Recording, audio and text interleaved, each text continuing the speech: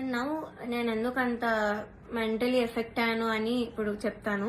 First thing నేను చెప్పినట్లు discrimination అది, ఇంకా జడ్జెస్ యొక్క డిస్గస్టెడ్ లుక్ తో నన్ను చూడడం, ఎప్పుడు ఒక చీడ పురుగును చూసినట్టు చూడడం, they treated me like I'm worthless. So అలా ట్రీట్ చేశారు, జోక్స్ వేశారు వాళ్ళు కూడా నా బాడీ మీద. ఇవన్నీ నాకు ఆడియన్స్ ద్వారా తెలిసింది, వాళ్ళకి వినిపిస్తుంది కాబట్టి వాళ్ళు పక్కనే ఉంటారు. సో నేనైతే అస్సలు ఎక్స్పెక్ట్ చేయలేదు, ఇలాంటి జడ్జెస్ దగ్గర నుంచి అయితే అస్సలు ఎక్స్పెక్ట్ చేయలేదు. అంటే నేను ఎన్ని షోస్ చేశాను, తమిళ్లో పాడాను, అన్నిట్లో పాడాను, ఎప్పుడు కూడా ఇలాంటి ఎక్స్పీరియన్స్ ఒక జడ్జెస్ నుంచి అయితే నాకు ఎప్పుడూ లేదు. శ్వేతామోహన్ గారు ఇప్పటికి కూడా మాట్లాడతారు, నన్ను ఏంజల్ అంటారు, the sweetest, the most talented అంటారు. అలాంటిది ఇక్కడ వీళ్ళే నన్ను ఇలా ట్రీట్ చేస్తున్నారు, ఇలాంటి మాటలు అంటున్నారని చాలా చాలా బాగా అనిపించింది. అండ్ సెకండ్ థింగ్, ప్రొడక్షన్ వాళ్ళు ఎస్పెషల్లీ అవుట్ఫిట్స్ విషయంలో మమ్మల్ని బొడ్డు కిందకి కట్టుకో, సారీస్ ఇచ్చి కిందకి కట్టుకో, ఇలా ఎక్స్పోజింగ్ చేయన్న వేలో చెప్పారు. చాలాసార్లు తిప్పేవాళ్ళు నన్ను ఎస్పెషల్లీ కరెక్ట్ పాడే ముందు. అంటే ఎగ్జాస్ట్ అయిపోయేదాన్ని ఆ టైంకి, అయినా కూడా ఐ గేవ్ మై బెస్ట్, అది వేరే విషయం. అండ్ ఇలా బాడీ షేమింగ్, ఆ కాస్ట్యూమ్ డిజైన్ అయితే నా ఫేస్ మీద అన్నాడు, ఇలాంటి బాడీకి నేను ఇంకేం ఇవ్వగలను అన్న మాట అన్నాడు. ఏమో ఐ వాజ్ వెరీ వెరీ చాలా చాలా ఎఫెక్ట్ అయ్యాను మెంటలీ. ఈ విషయంతో మాత్రం సెల్ఫ్ ఎస్టీమ్ కానీ కాన్ఫిడెన్స్ కానీ అంతా లేకుండా పోయింది వీళ్ళనే మాటల వల్ల. అండ్ మీరు ఒకటి గమనించుంటే ఎస్పీబీ సార్ ఉన్నప్పుడు మాత్రం ఇలాంటి కుళ్ళు జోకులు, కామెడీలు, డాన్సులు చేయడం మాత్రం ఎప్పుడూ కూడా లేదు. మీరు ఒక్కసారి అన్ని సీజన్స్ రివైండ్ చేసుకొని చూడండి, నా సీజనే చూడండి 2017లో. కానీ ఎప్పుడైతే జ్ఞాపిక ప్రొడక్షన్ అనేది వచ్చిందో అప్పటి నుంచి ఇవన్నీ స్టార్ట్ అయ్యాయి. So they the main reason ఈ పాటతీగా ఇలా అయిపోవడానికి కారణం వాళ్ళే. మమ్మల్ని ఇలా డాన్స్లు వేయమని, అదేవో కుళ్ళు జోకులు చెప్పమని. మీరు ముందు చూస్తారు, ఇప్పుడు ఎర్రని కొరదని గోపాలలో నేను చాలా డాన్స్ చేశాను, నెక్స్ట్ వచ్చే ఎపిసోడ్ లో కూడా డాన్స్ చేశాను, because I was forced to dance. So చేశాను. నేను ఇప్పటివరకు అంత డాన్స్ ఎప్పుడూ చేయలేదు రియాలిటీ షోలో, కానీ చేశాను, మీరే చూస్తారు. అండ్ మాకు ట్రాన్స్పోర్ట్ లో ఒక కంటెంట్ మేనేజర్ మాత్రమే వచ్చేవాళ్ళు కార్లో, బికాజ్ మా ఇంటి పక్కన ఆయన కూడా ఉంటారు. సో సేమ్ వెహికల్ అయ్యేది. అండ్ ఆయన ఏం చెప్పేవాళ్ళంటే పర్ఫార్మెన్స్ చాలా ఇంపార్టెంట్, మీరు డల్ అప్పట్లో కాదు, మీరు అలా నించొని పాడితే ఎవరు చూడరు, అది అని ఆయన అన్నారు. And one more thing is, Janaki అమ్మ రౌండ్ జరిగింది.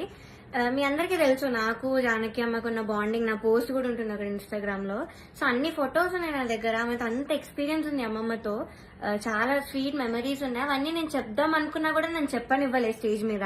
అండ్ నా ఫొటోస్, అంకుల్ ఇలా ఫొటోస్ వేస్తారా, సో నేను ఎక్స్పీరియన్స్ అంతా చెప్తాను, నాకు అమ్మమ్మ గురించి నేను మంచిగా చెప్దాం అనుకున్నాను అంటే కూడా నన్ను ఒప్పుకోలేదు. వేరే కండిషన్స్ అందరూ ఫీల్ అవుతారమ్మా అది ఇదని చెప్పి నన్ను ఆపేశారు. బట్ కె రాఘవేంద్రరావు గారి ఎపిసోడ్ అయింది మొన్న స్కెడ్యూల్లో. అండ్ ధృతి is very very close to him, అక్కడ ఉన్న అందరితో క్లోజ్, జడ్జెస్ తో కూడా ఆఫ్ కోర్స్.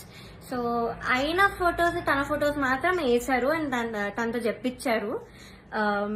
నేను చేస్తే మాత్రం వద్దని, తను చేస్తే మాత్రం మంచిగా చూపించారు, అంత హైప్ చేశారు. ఇది మీకు న్యాయం అనిపిస్తుందా, మీరే చెప్పండి. నౌ థర్డ్ ఫైనల్ స్కెడ్యూల్, అంటే నేను ఎలిమినేట్ అయిన స్కెడ్యూల్ అయితే 4 రౌండ్స్ ఇచ్చారు, 6 గా డివైడ్ చేశారు. కామెడీ ఏంటంటే కొంతమంది క్లాసికల్ రౌండ్, కొంతమంది కాలేజ్ రౌండ్ అంట, ఒక చెత్త రౌండ్ ఒకటి పెట్టారు.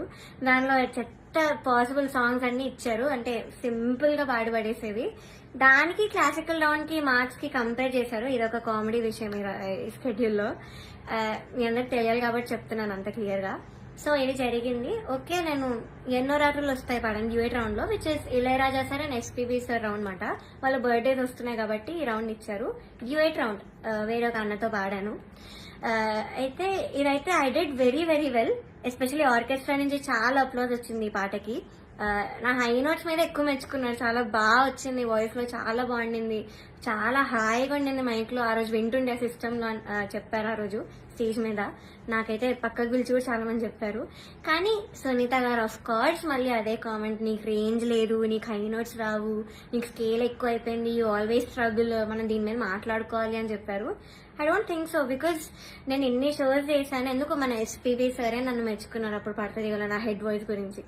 అండ్ మన సూపర్ సింగర్ లో శ్వేతా మోహన్ గారు అన్ని లాంగ్వేజెస్ లో పాడారు, ఆవిడ. సుజాత మోహన్ గారు అన్ని లాంగ్వేజెస్ లో పాడారు, ఆవిడ నన్ను మెచ్చుకున్నారు. ఇలాగా నీది బేస్ రేంజ్ వాయిస్ అయినా కూడా నువ్వు ఎంత బాగా పాడుతున్నా, అసలు తెలియకుండా ఎంత బాగా పాడుతున్నా, ఎంత క్లీన్ గా వినిపిస్తున్నా హై నోట్స్ అన్ని కూడా చెప్పారు. తమన్ సార్ కూడా మెచ్చుకున్నాను ఈ విషయంలో. కానీ సునీత గారు మాత్రం అదే పాయింట్ మీద చెప్తారు ఎప్పుడు కూడా. సో ఇలా జరిగింది. అండ్ సారేగామే లాస్ట్ నేను ఎలిమినేట్ అయిన రౌండ్ పాడింది Saregama. I think that was the best performance. నా కెరియర్ లో కూడా నేను ఇప్పటివరకు నాకు తెలిసి అంతలా పర్ఫార్మ్ చేయలేదు. వస్తుంది మీరే చూస్తాను నేను ఎలా పాడాను సారేగామే. ఇంకా నాకున్న కోపం అంతా కూడా ఆ సింగింగ్ లో నేను చూపించాను ఆ రోజు. మేడ్ సో మెనీ ఇంప్రూవైజేషన్స్ అప్పటికప్పుడు చేసి పాడాను నేను కొన్ని స్టేజ్ మీద సారేగామే.